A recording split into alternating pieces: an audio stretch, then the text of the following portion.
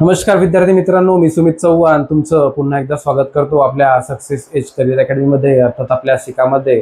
तर आपण जॉमेट्रीचं भाग जो काय आहे, आपल्या मॅथ्समधला जो काही जॉमेट्रीचा भाग आहे तो आपण इथं बघत होतो. विद्यार्थी मित्रांनो, पहिल्या व्हिडिओमध्ये आपण वर्तुळाबद्दलची आणि त्रिकोणाबद्दलची सगळी माहिती जाणून घेतली आहे. कोणाबद्दलची माहिती जाणून घेतली आहे, त्याची परिमिती काय होणार आहे, अर्धपरिमिती काय होणार आहे, क्षेत्रफळ काय होणार आहे, या सगळ्या गोष्टी जाणून घेतल्यात विद्यार्थी मित्रांनो. तर आजचा आपला कन्सेप्ट आहे क्षेत्रफळ. सगळ्या जे काही आकृत्या आहेत त्यांचे क्षेत्रफळ कोणत्या पद्धतीचं असेल त्याबद्दलची आपण माहिती जाणून घेऊयात विद्यार्थी मित्रांनो. चला, वेळ न घालवता आपण विषयाला हात घालूयात. तर बघा, क्षेत्रफळ. आता क्षेत्रफळ असं आहे की प्रत्येक आकृतीला त्याचं क्षेत्रफळ वेगळ्या पद्धतीचं असतं. तर बघा, त्रिकोणाच्या क्षेत्रफळाचा जर विचार केला तर त्रिकोणाचे क्षेत्रफळ काय असतं? उंची इंटू पाया आणि त्याची जर आपण केलं निम्म भाग म्हणजेच आपलं त्रिकोणाचे क्षेत्रफळ येणार आहे विद्यार्थी मित्रांनो. ठीक आहे, कळलं? उंची आणि पाया त्याचं केलं आपण निम्म म्हणजेच काय असणार आहे? त्रिकोणाचे क्षेत्रफळ. आता तुम्हाला माहित आहे, आता त्रिकोणाचे क्षेत्रफळ तसं काय आलं बघा, हा आहे ठराविक आयत. ठीक आहे, आता या आयताला जर मी म्हटलं ए आणि मग म्हटलं बी, ठीक आहे, तर आयताचं क्षेत्रफळ काय होतं विद्यार्थी मित्रांनो? ठीक आहे, एका बाजूची ज्या दोन्ही आयताच्या काय असतात, विरुद्ध ज्या काही बाजू असतात त्या असतात समान. एक बाजू आम्ही ए घेतली, मग ही पण होणार ए आणि ही होणार बी. ठीक आहे, याचं क्षेत्रफळ होणार पहिली बाजू इंटू दुसरी बाजू, आणि बाकीच्या दोन लगतच्या ज्या बाजू आहेत त्यांच्या ज्या अपोजिट बाजू आहेत, लगतच्या म्हणजे सॉरी अपोजिटच्या बाजू आहेत त्या तर समान असणार आहे. या दोन्ही बाजूचा गुणाकार म्हणजेच आयताचं क्षेत्रफळ होणार आहे विद्यार्थी मित्रांनो. जर आपण ह्या पद्धतीनं त्रिकोण त्याला कन्वर्ट केलं तर हा जो काही आपला डायगोनल होता, जो कर्ण होता, त्या कर्णाने या दोन्ही भागाला डिवाइड केलं आणि समान भागामध्ये डिवाइड केलं विद्यार्थी मित्रांनो. ठीक आहे, तर मग हा एक त्रिकोण बनला. तर या त्रिकोणाचा जर आपण विचार केला, मी हा त्रिकोण निळ्या रंगात दाखवतो, हा अशा पद्धतीने एक त्रिकोण बनला. या त्रिकोणाचा जर आपण विचार केला तर हे जे काही ए असणार आहे, जी काही बाजू असणार आहे ती बाजू होणार आहे, काय होणार आहे? ती बाजू होईल तर त्रिकोणासाठी हाईट म्हणून, आणि ह्याचे काही बी असणार आहे विद्यार्थी मित्रांनो, तो बी काय असणार आहे तर तो बी त्या त्रिकोणासाठी होणारा पाया, आणि त्रिकोणाचा हा पाया होईल आणि ते त्याचं काय होईल, काय होणार आहे विद्यार्थी मित्रांनो?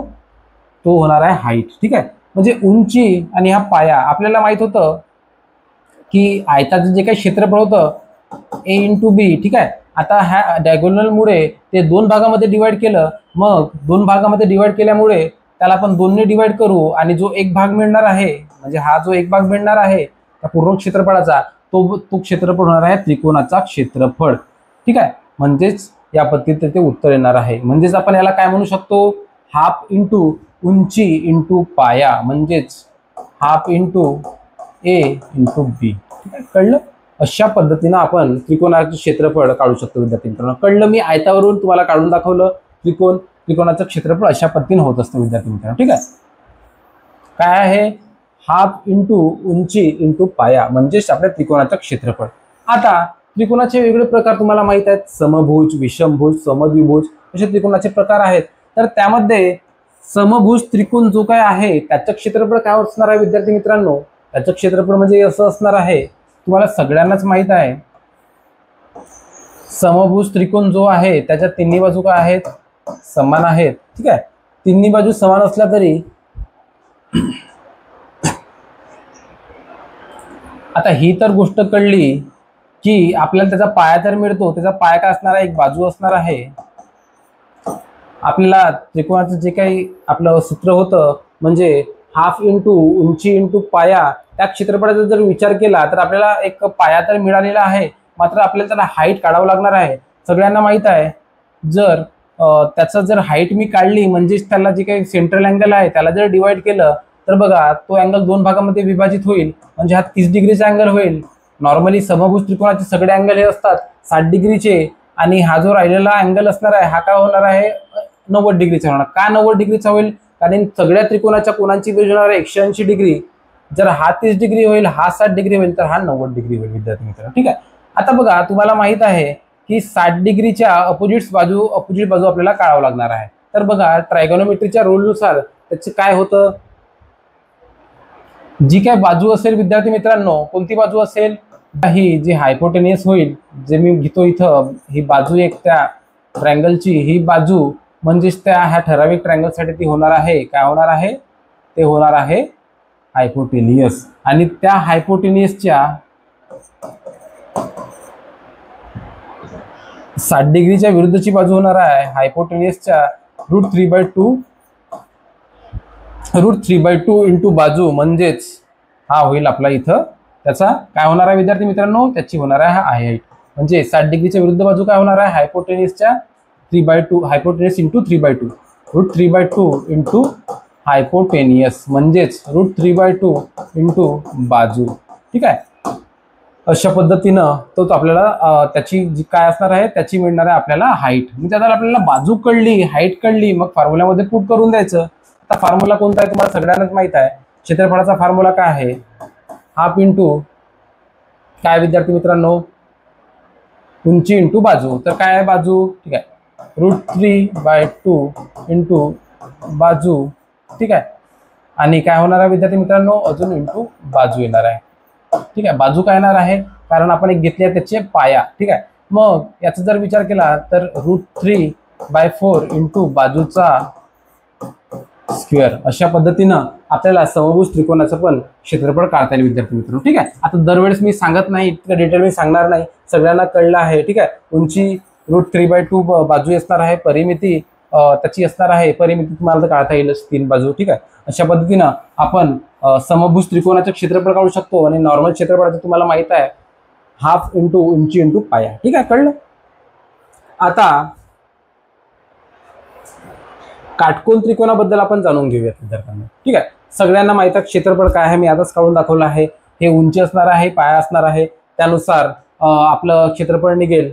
आणि तिथे काही वेगळं सांगण्याची गरज नाही आहे. पण यामध्ये महत्वाचं आहे पायथागोरसचा प्रमेय, पायथागोरस थेरम. ठीक आहे, तर या पायथागोरसनी सांगितलं होतं की जे काही कर्ण असेल विद्यार्थी मित्रांनो, कर्ण म्हणजे जी काही मोठी बाजू असेल, जी काही 90 अंशाच्या विरुद्धची बाजू असेल त्याला म्हणतो आपण हायपोटेनियस, त्यालाच म्हणतो आपण कर्ण. ठीक आहे, तर हा जो काही कर्ण असेल, हा कर्ण कसा असणार आहे, त्याचा स्क्वेअर बरोबर ज्या राहिलेल्या 2 बाजू आहेत त्यांच्या स्क्वेअरची असणार आहे बेरीज. ह्या ठराविक आकृतीचा जर विचार केला मग काय होईल, कर्णाचा स्क्वेअर बरोबर दोन्ही बाजूच्या वर्गांची बेरीज, म्हणजेच एक असणार आहे उंची, या आकृतीवरून घेतो विद्यार्थी मित्रांनो, ही गोष्ट लक्षात घ्या. ठीक आहे, त्याचा स्क्वेअर प्लस पायाचा स्क्वेअर म्हणजेच कर्णाचा स्क्वेअर. ह्या पद्धतीने हा आपला फॉर्म्युला आहे विद्यार्थी मित्रांनो. हे कोणी सांगितलं तर हे सांगितलं आहे पायथागोरस यांनी. ठीक आहे,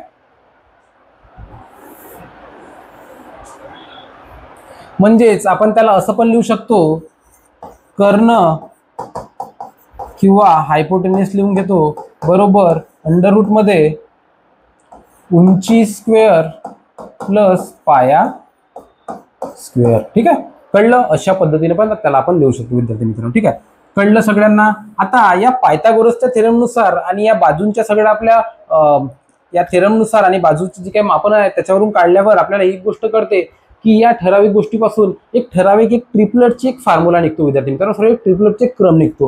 म्हणजे ट्रिपलेटचा क्रम कसा, जर मी याला घेतलं, या उंचीला घेतलं 3, या पायाला घेतलं 4, तर आपल्याला त्याला कर्ण काढता येईल का विद्यार्थी मित्रांनो, तर आपल्याला त्याला कर्ण काढता येऊ शकतं. म्हणजे कोणता आपला कर्णाचा फॉर्म्युला कोणता होता बघा, मी त्या कर्णाला घेतो x, मग x अंडररूट मध्ये 3चा स्क्वेअर असणार आहे प्लस 4चा स्क्वेअर असणार आहे विद्यार्थी मित्रांनो. कळलं सगळ्यांना. मग हे केल्यावर मला ही गोष्ट कळली की 3चा स्क्वेअर असतो 9 आणि 4चा स्क्वेअर असतो 16. या दोघांची बेरीज केल्यावर किती येतं विद्यार्थी मित्रांनो, ते अंडररूट मध्ये 25, म्हणजे 25 असतो वर्ग, 5चा वर्ग असतो 25, म्हणजे 25चा वर्गमूळ होईल 5. म्हणजेच x इक्वल काय होणार आहे, तर x इक्वल होणार आहे विद्यार्थ्यांनो 5. ठीक आहे, अशा पद्धतीनं हा 3, 4, 5 हा एक ट्रिपलेटचा क्रम आहे विद्यार्थी मित्रांनो. आणि या ट्रिपलेटच्या क्रमावरून आपल्याला संख्या घेता येतात. आणि या 3, 4, 5च्या क्रमामध्ये ज्या काही संख्या असणार आहेत त्याला आपण ट्रिपलेट म्हणून टॅली करू शकतो विद्यार्थी मित्रांनो. म्हणजेच बघा 3, 4, 5 हा एक ट्रिपलेट होईल. त्याच पद्धतीनं 6, 8, 10 हा पण ट्रिपलेट होईल. त्याच पद्धतीनं त्याला अजून मी 9, त्याच पद्धतीने 12 आणि काय होईल तर 15, अशा पद्धतीने हे ट्रिपलेट होत जातील विद्यार्थी मित्रांनो. ही पण गोष्ट तुम्ही लक्षात घ्या. ठीक आहे, कळलं सगळ्यांना. ही पण ट्रिपलेटची कन्सेप्ट होती. चला आता पुढे बघूया, आपण बघितलं सगळं त्रिकोणाचं क्षेत्रफळ, ठीक आहे, त्रिकोणाचं क्षेत्रफळ आपण इथं बघितलं. आता दुसरं आहे चौरसाचं क्षेत्रफळ. आता चौरस म्हणजे काय? आता चौरस म्हणजे काय हे सगळ्यांना माहित आहे. चौरस म्हणजे काय पहिलीपासून शिकत आलो आपण. ज्या चौकोनाच्या चारही बाजू या असतात समान, त्या चौकोनाला म्हणतात चौरस. चारही बाजू समान आहेत त्याला म्हणतात चौरस. ठीक आहे, कळलं विद्यार्थी मित्रांनो? म्हणून जर चारही बाजू समान आहेत विद्यार्थ्यांनो, तर त्याची परिमिती काय असणार आहे? या चारही बाजूंची, म्हणजे इथून जर चालू केलं तर इथून चालू केल्यावर या चारही बाजूंची जी काय लेंथ आहे, जे काय मापन आहे, त्यांची बेरीज म्हणजेच त्याचं काय होणार आहे? परिमिती होणार आहे. म्हणजे 4 इंटू बाजू इथं आपण त्याला लिहू शकतो विद्यार्थी मित्रांनो. ठीक आहे, आता कर्ण काय असणार आहे विद्यार्थी मित्रांनो? मी तुम्हाला मगाशीच काढून दाखवलं. ठीक आहे, त्या अँगलनुसार जर आपण विचार केला हा 90 डिग्रीचा होईल. ठीक आहे, आणि हा जो काही कर्ण असणार आहे तो कोणत्या पद्धतीचा असणार आहे? कोणत्या पद्धतीचा असणार आहे विद्यार्थी मित्रांनो? आणि जर मी पायथागोरस थेरम लावलं तर दोन्ही बाजू मला माहित आहेत. म्हणजे काय होईल? अंडर रूट मध्ये x square plus x square, म्हणजेच याला अंडर रूट मध्ये काय होईल? 2x square. त्या पद्धतीनं ते होणार आहे विद्यार्थी मित्रांनो. मग त्यालाच काय लिहू? अंडर रूट मध्ये 2 इंटू एक्स, म्हणजेच अंडर रूट मध्ये अंडर रूट 2 इंटू एक्स, म्हणजेच हा जो काही कर्ण आहे, जे काय हायपोटेनस आहे ते मिळणार आहे विद्यार्थी मित्रांनो. ठीक आहे, कळलं सगळ्यांना? ते जिथं व्हॅल्यू दिली आहे √2 इंटू बाजू. ठीक आहे, कळलं सगळ्यांना? आता क्षेत्रफळ काय? कोणाचं क्षेत्रफळ? चौरसाचं क्षेत्रफळ काय निघणार आहे विद्यार्थी मित्रांनो? तर यामध्ये काहीही वेगळं नाही आहे. यामध्ये एवढंच आहे की जे काही बाजू असणार आहे त्याचा स्क्वेअर म्हणजेच त्या चौरसाचे क्षेत्रफळ. बाजू स्क्वेअर म्हणजेच त्या चौरसाचे क्षेत्रफळ. आणि त्या क्षेत्रफळ काढताना पुन्हा आपण दुसऱ्या पद्धतीने क्षेत्रफळ काढू शकतो. एक क्षेत्रफळ आहे कर्णाचा स्क्वेअर डिवायडेड बाय 2. ठीक आहे, कळलं सगळ्यांना? काय आहे? कर्णाचा स्क्वेअर डिवायडेड बाय 2. चला, कळलं सगळ्यांना? आता पुढचं बघूयात, पुढची आकृती बघूयात. आयत. ज्या पद्धतीने तुम्ही चौरस बघितला तर आयताची आता कन्सेप्ट बघून घेऊयात. आयत सगळ्यांना माहित आहे, ज्याच्या दोन्ही विरुद्ध बाजू या समान असतात आणि त्याचे सगळे जे काही अँगल्स आहेत ते काटकोन असतात. त्या पद्धतीच्या आकृतीला, त्या पद्धतीच्या चौकोनाला आपण म्हणतो आयत. ठीक आहे, कळलं विद्यार्थी मित्रांनो? तर आयताचे परिमितीचा जर विचार केला, दोन्ही बाजू काय अपोजिटच्या त्या समान, मग काय असणार आहे? 2 इंटू याला घेतलं मी लांबी, सॉरी याला घेतली मी रुंदी आणि याला घेतली लांबी. मग काय होणार आहे? 2 इंटू म्हणजे रुंदी, हे रुंदी, 2 रुंदी प्लस 2 लांबी, म्हणजेच दोघांचं जे कॉमन काढून 2 कॉमन घेतल्यावर 2 ब्रॅकेटमध्ये लांबी प्लस रुंदी, अशा पद्धतीनं त्याची आपल्या आयताची परिमिती निघणार आहे विद्यार्थी मित्रांनो. त्याच पद्धतीने आपण क्षेत्रफळ काढून घेऊ शकतो. आता तुम्हाला माहित आहे चौरसामध्ये त्याच्या क्षेत्रफळ काय होते? बाजूचा स्क्वेअर म्हणजे बाजू इंटू बाजू. यामध्ये काय असणार आहे? 2 लगतच्या बाजूंचा गुणाकार, म्हणजेच लांबी इंटू बाजू. ठीक आहे, म्हणजेच लेंथ इंटू ब्रेड. ठीक आहे, म्हणजेच आयताचं क्षेत्रफळ. कळलं सगळ्यांना? ठीक आहे, अशा पद्धतीनं आपण काय केलं? चौरसाचं जाणून घेतलं, त्रिकोणाचं जाणून घेतलं आणि आपल्या आयताचं पण इथं जे काय आपलं कन्सेप्ट होतं हे सगळं इथं जाणून घेतलं विद्यार्थी मित्रांनो. आता पुढचा भाग आहे रोम्बस, म्हणजे त्याला म्हणतो आपण समभुज चौकोन. ठीक आहे, आता समभुज चौकोनाचा जर विचार केला तो कोणत्या पद्धतीचा असतो? आपण याचा प्रकार चौरसा पद्धतीचाच असतो, चौरसासारखाच असतो. मात्र यामध्ये जे काही अँगल असतात विद्यार्थ्यांनो, ते अँगल काय असतात? तर ते अँगल जे असतात ना ते 90 डिग्रीचे असतात नाही, ते अँगल असतात वेगळे. आता बघा, या चारही बाजू आहेत. ठीक आहे, या सगळ्या बाजू समान आहेत. जरी दिसत नसल्या पण तुम्ही अजून करा, या सगळ्या बाजू समान आहेत. मात्र त्यांचे अँगल काय आहेत? हा 90 अंशापेक्षा जास्त कमी आहे आणि हा 90 अंशापेक्षा जास्त आहे.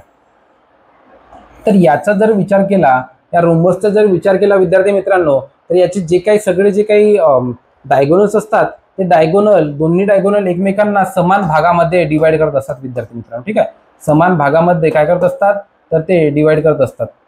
ही पण गोष्ट तुम्ही लक्षात घ्या, ते समान भागामध्ये डिवाइड करत असतात. आणि ते दोन्ही अँगल जेव्हा एकमेकांना छेदतात तेव्हा त्यामध्ये जो काही ठराविक अँगल तयार होतो सगळ्यांमध्ये, तो काय असतो? 90 अंशाचाच फक्त आणि फक्त 90 अंशाचाच असतो.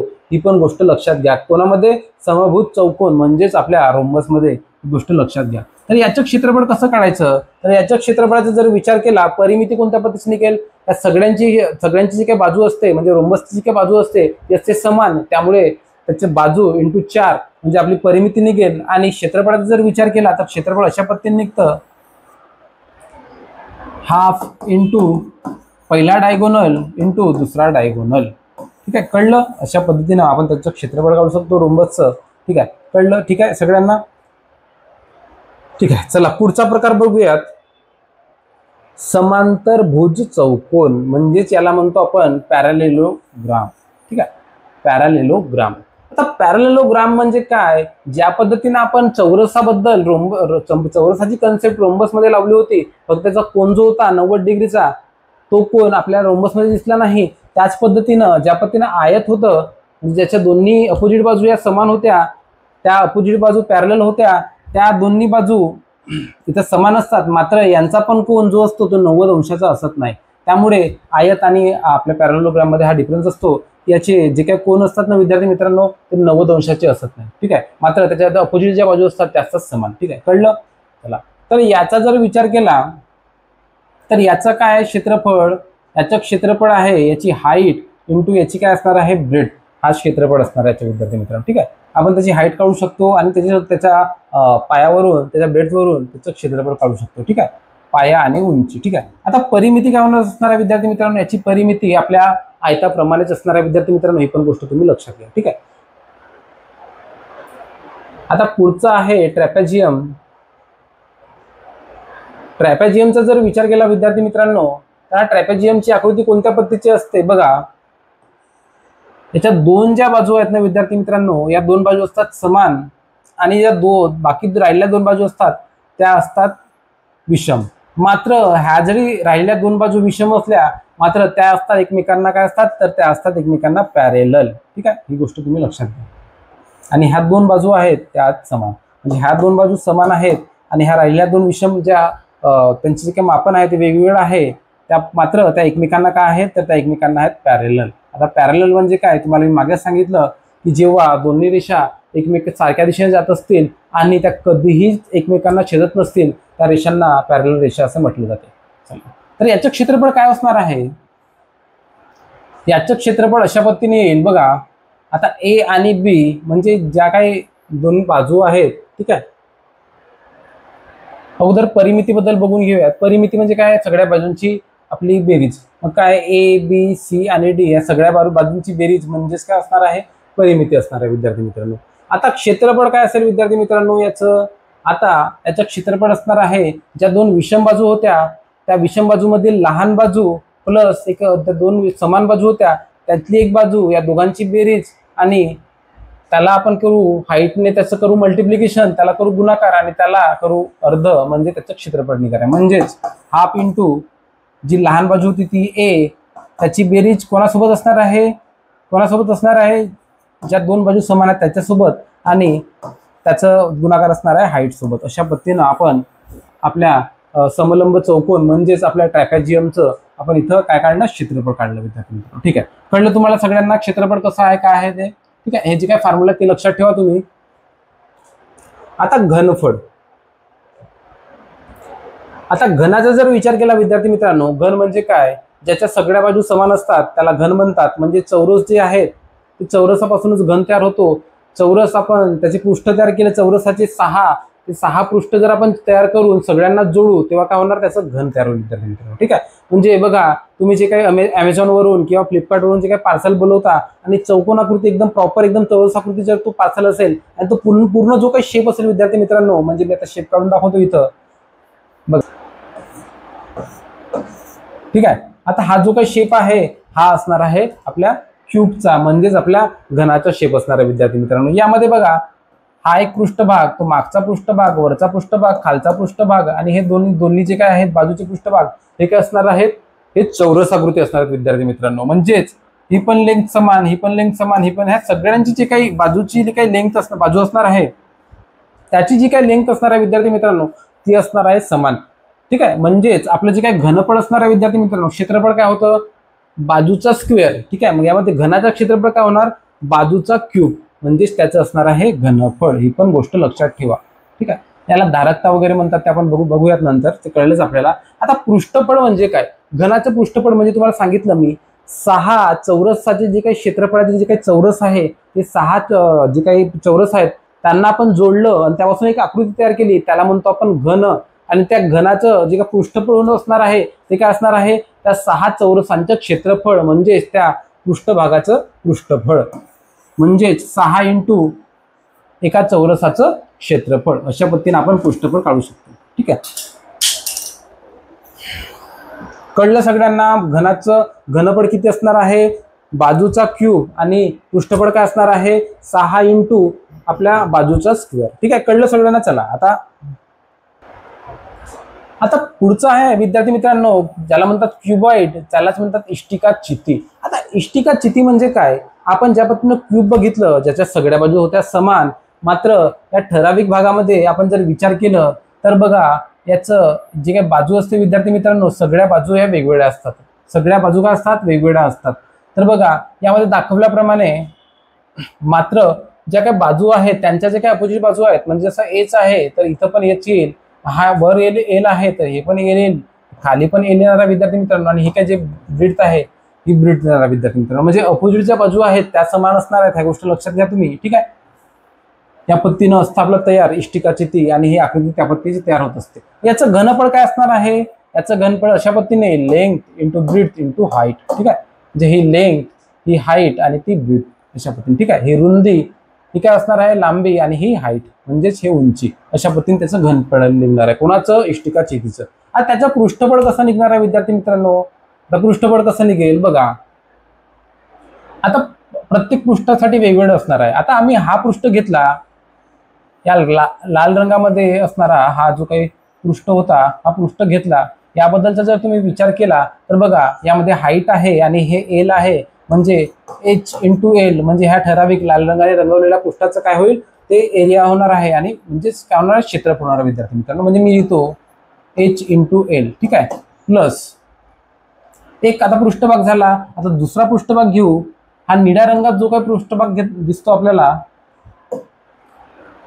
हा निळ्या रंगामध्ये जो काय आपल्याला पृष्ठभाग दिसतो विद्यार्थी मित्रांनो, याचा जर आपण विचार केला तर याचं काय असतं, ही आहे ब्रीथ, आणि इथं काय येणार आहे, इथं काय येणार आहे विद्यार्थी मित्रांनो, इथे येणार आहे ब्रीथ, आणि इथं काय येणार आहे तर इथे येणार हाईट, म्हणजेच बी इंटू काय होणार आहे एच.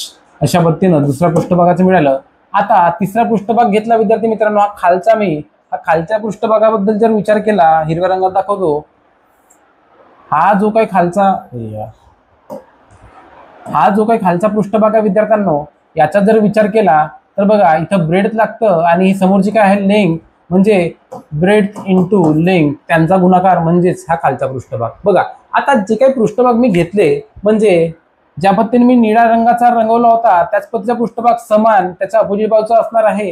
हा खालचा पृष्ठभाग वरच्या पृष्ठभागासह बरोबर असणार आहे, आणि या समोरचा पृष्ठभाग मागच्या पृष्ठभागाबरोबर समान असणार आहे विद्यार्थी मित्रांनो. म्हणजेच जे काय आपलं जे काय आलं, म्हणजे एच इंटू एल प्लस बी इंटू एच प्लस बी इंटू एल, हे जे काय आलं ते काय असणार आहे ते दोनदा येणार आहे विद्यार्थी मित्रांनो. म्हणून मी डायरेक्ट याला दोनदा टू इंटू हा ठराविक भाग करून घेतो, म्हणजेच आलेला भाग म्हणजेच आपलं पृष्ठफळ. अशा पद्धतीनं आपण त्याचं पृष्ठफळ काढू शकतो. कळलं सगळ्यांना? ठीक आहे, अपेक्षा करतो सगळ्यांना कळलं असेल.